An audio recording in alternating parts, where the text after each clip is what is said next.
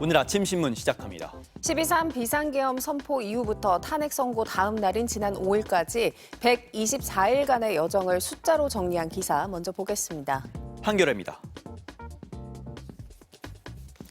탄핵 집회를 이끈 윤석열 즉각 퇴진, 사회 대개혁 비상행동에 따르면 지난 약 4개월 동안 서울에서만 67번의 대규모 집회가 열린 것으로 집계됐는데요. 참여한 시민은 주최 측 추산 약 1,000만 명에 달했습니다. 윤 전 대통령이 풀려나고 헌재 선고기일 지정이 늦춰지기 시작한 지난달 8일 이후부터는 시민들이 매일 저녁 서울 도심에 모였는데요. 주말과 평일 집회 뒤 이어진 시민 행진은 60회, 총 행진 길이는 145km에 이르렀고요. 1,030명의 시민이 무대에 올라 발언했습니다. 또 누구도 소외되지 않는 안전한 광장을 만들기 위해 수어 통역사와 의료진, 변호사 등 1,000여 명의 자원봉사자도 함께했습니다. 다음은 동아일보입니다. 농어촌 지역의 필수 의료 인력 부족으로 원리 외래 진료를 다니거나 응급 환자 초기 대응이 늦어지는 경우가 많다고 합니다. 건강보험 심사평가원에 따르면 강원 동해시와 태백시, 속초시 세 곳의 심혈관 전문의 수는 단 1명에 불과한 것으로 나타났는데요. 인력 부족도 문제지만 충남과 경북은 심혈관 전문의 7명 중 4명이 60세 이상일 정도로 고령화도 심각합니다. 강원도에 있는 뇌혈관 전문의는 총 14명 가운데 9명이 60세 이상이어서 이들이 조만간 은퇴하면 의료 공백 지역이 될 가능성이 높습니다.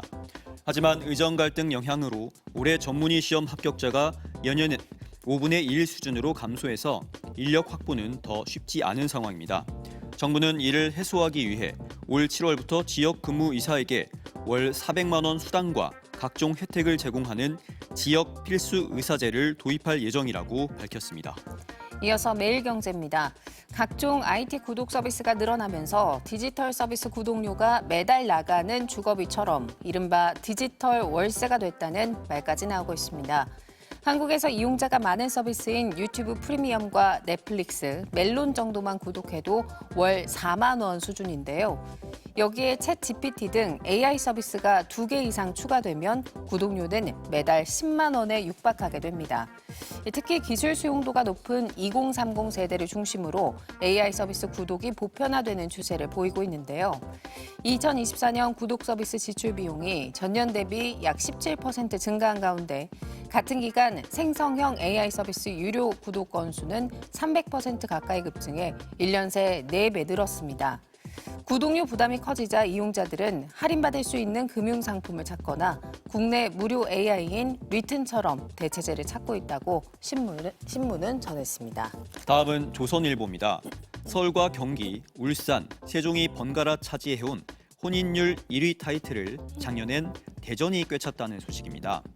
작년에 각 지역별로 인구 1,000명당 혼인 건수를 나타내는 일반 혼인율을 집계한 결과 대전이 남성과 여성 각각 12.6건, 12.4건으로 모두 1위를 차지했는데요. 20, 30대 청년층 유입이 주요 요인으로 꼽혔습니다.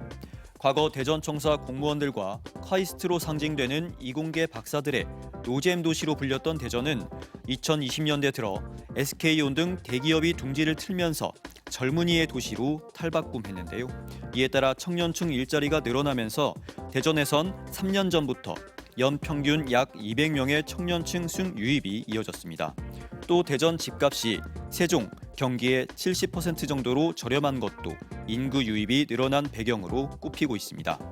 대전시에서 작년부터 혼인 신고한 19에서 39세 남녀를 대상으로 500만 원을 일시불로 지급하는 결혼 장려금 역시 혼인 건수가 1,100여 건을 넘어서게 한 요인으로 분석됩니다. 끝으로 지역신문 기사 보겠습니다. 부산일보인데요. 경남 산청군 지리산 자락을 휩쓴 산불은 진화됐지만 장마철이 다가오면서 이젠 산사태 걱정 때문에 이재민들이 잠 못 들고 있습니다.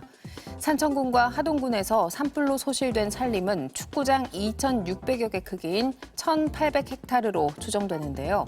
이곳 산들은 악산으로 불릴 만큼 주로 경사가 급하고 바위가 많은데 그동안 흙과 돌을 잡아주는 나무와 풀이 모두 불에 타버린 겁니다. 여기에 집중호우가 쏟아질 경우 그 아래 밀집해 있는 마을과 농장을 덮칠 우려가 있는데요. 특히 산불 피해 지역은 토양의 물리적 성질이 약해져서 빗물이 흙 속으로 스며들지 못하고 지표면으로 빠르게 흘러 많은 양의 흙을 쓸고 내려가게 됩니다. 일단 급한 대로 나무를 대신해 옹벽과 낙석 방지망 등을 설치해 산사태를 대비해야 하지만 당장 예산 확보가 어려운 현실입니다. 지금까지 오늘 아침 신문이었습니다.